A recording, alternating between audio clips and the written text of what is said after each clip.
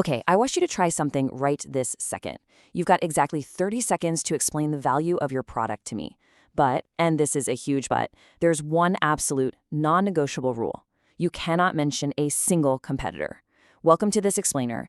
Today we're going to completely rebuild how you approach messaging because, well, most product teams fail this 30-second test instantly. We're going to figure out exactly why that happens and, more importantly, how to fix it. Let's dive in. Let's be totally honest with ourselves for a second. When you're pressed for time, does your pitch immediately default to something like, oh, we're like company X but better, or maybe we're company Y, just without all those annoying problems? If that sounds a little too familiar, I've got some tough news for you. You don't actually have a product position. What you have is a reaction. And leaning on that reaction, it's incredibly dangerous for the long-term survival of your product. This trap actually has a name. It's called reactive positioning. You see, product managers frequently mistake a competitive reaction for actual product positioning. Instead of clearly defining the unique, specific problem they're solving for a customer, they just point out the other guy's flaws. And to see how this plays out at the absolute highest stakes imaginable, we don't have to look any further than Meta's launch of Threads back in July 2023. It's the ultimate case study. Just look at these launch numbers. Threads literally had the fastest rise in social media history. They acquired a staggering 100 million users in just 5 days. I mean, that is huge. But how did they actually pull that off? How did they position the app to the market? Well, they promised it would be a happier place than Twitter. They said it was a more accessible option than Blue Sky. Every single selling point was essentially just saying, hey, we're exactly what Twitter isn't. But here comes the brutal reality that followed. Because their positioning was entirely reactive, within just 2 weeks, 80% of those 100 million users completely abandoned the app. Daily time spent plummeted from 19 minutes all the way down to a measly 3 minutes. Why? Because when you position yourself merely as the better version of an existing tool, well, real product positioning creates demand, right? Reactive positioning just temporarily redistributes it. They captured massive attention, for sure, but they totally failed to capture value. So let's bring this back to you and your product teams. And fair warning, this is where it might get a little painful. When you fail that 30-second test, it isn't just a minor slip of the tongue. It usually means you're actively making one of 3 fatal positioning mistakes right inside your organization. So let's hold a mirror up to how we work and break these 3 mistakes down, starting with the absolute most common one. All right, the first mistake is leading with technology instead of value. Teams absolutely love to describe their product's architecture, right? Their shiny new AI capabilities, their technical differentiators. They write these statements like, we provide an AI-powered platform with real-time monitoring and advanced analytics. Wow. But here's the problem. That's not positioning. That is literally just a feature list.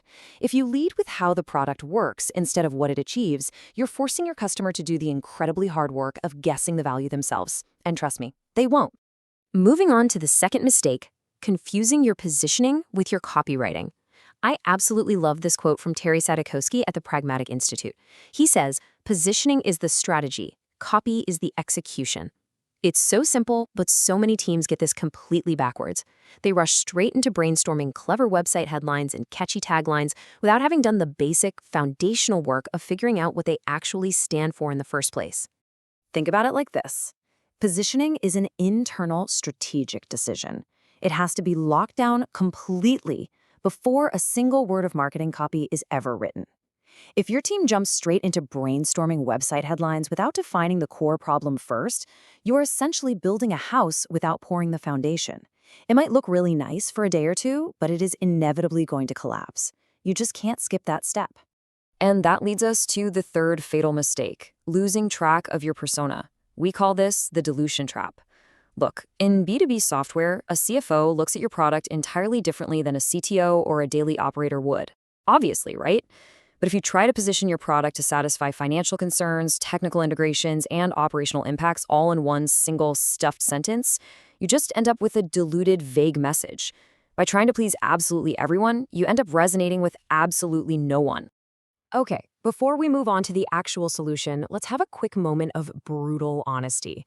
If your entire product strategy relies on the phrase, we're the Uber for X, or we're the Airbnb for Y, you do not have a strategy. You are playing a game of corporate Mad Libs. I mean, relying on the billions of dollars another company spent just to explain your specific niche value, it's lazy. It really is. We have to do better than that. So, the big question, how do we actually fix this? Well, we have to stop writing reactive copy and start making actual strategic choices. To pass that 30-second test, you need to anchor your messaging in what we call the 3 pillars of clarity. Let's walk through them right now. Pillar number 1 is defining a market problem worth solving. Your positioning has to start with a specific problem that is urgent, that is costly, and that is easily recognized by the buyer. And I mean recognized immediately, without requiring a 20-minute whiteboard explanation. Defining this problem stops your product and marketing teams from making wild, aspirational claims, and it gives your buyers a real, tangible reason to actually care about what you're building. Next up, pillar number 2, a clearly defined buyer and context.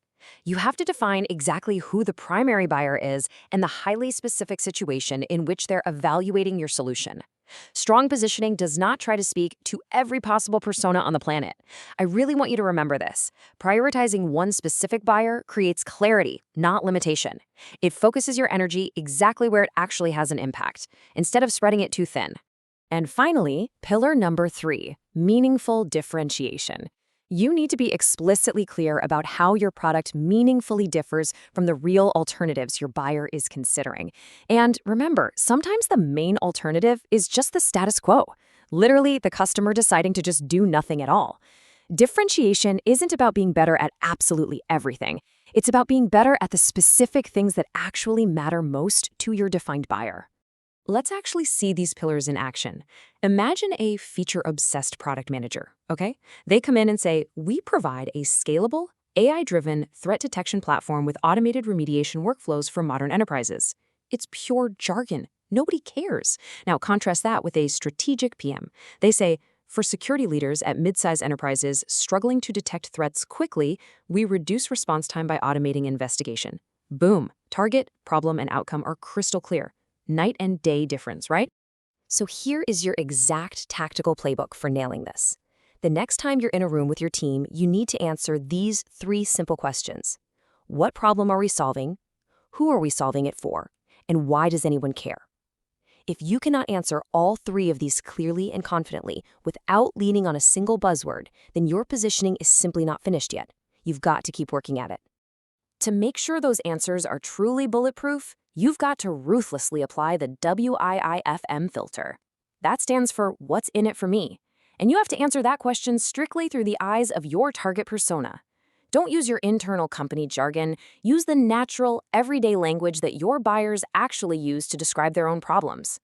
If your messaging passes the WIIFM filter, congratulations, you finally have their attention.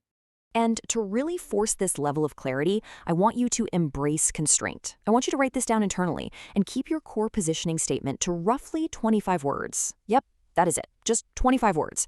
Constraint breeds clarity.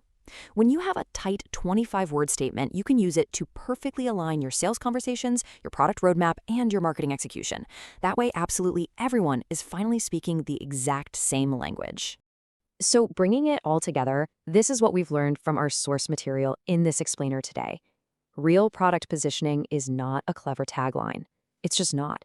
It is the internal strategic bedrock that defines the exact problem you solve, exactly who you solve it for, and why that outcome genuinely matters. You simply cannot borrow a competitor's positioning, call yourself a slightly better version of them, and expect to win the market. You have to stand on your own 2 feet and your own value. I want to leave you with a final, direct challenge based on everything we've covered in this explainer. Go look at your company's homepage right now, like right after this, and ask yourself, are you selling a genuine solution to a costly problem, or are you just telling the market that you're slightly less annoying than your biggest competitor? Think about it. Let me know in the comments below what the absolute most confusing, jargon-filled website you've ever seen is. And be sure to watch our outcome-based roadmaps explainer next to keep building on these strategies. Keep positioning and keep building.